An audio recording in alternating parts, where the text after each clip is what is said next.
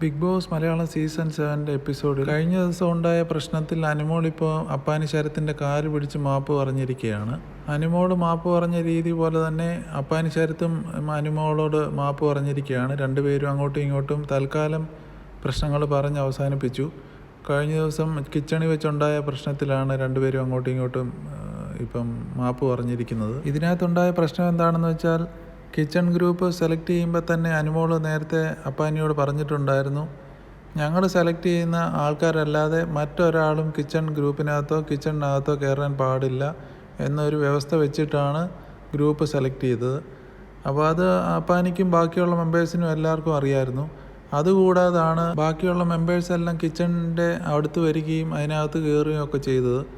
അങ്ങനെ വന്നപ്പോഴാണ് അനുമോൾ പൊട്ടിത്തെറിച്ച് പെട്ടെന്ന് അവർ നേരെ ഇങ്ങനെ സംസാര വിഷയമായിട്ട് ചെന്നത്, അങ്ങോട്ടും ഇങ്ങോട്ടും വഴക്കായത്.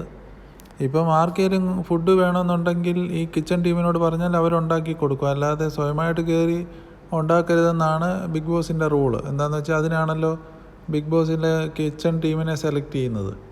അതുകൂടാതെ കിച്ചണിനകത്ത് കയറി ചെന്നുകൊണ്ടാണ് ഇങ്ങനെയൊക്കെ ഒരു പ്രശ്നങ്ങൾ അങ്ങോട്ടും ഇങ്ങോട്ടും ഉണ്ടായത്. പക്ഷേ അതിപ്പം അപ്പാനി ശരത്തും അനുമോളും പറഞ്ഞ് സോൾവ് ചെയ്തിട്ടുണ്ട്. ഇപ്പോൾ ഇനി ആരുടെ ഭാഗത്ത് അങ്ങനെ ഒരു മിസ്റ്റേക്ക് ഉണ്ടാകാതിരിക്കാൻ അവർ നോക്കുമെന്ന് പറഞ്ഞിട്ടുണ്ട്.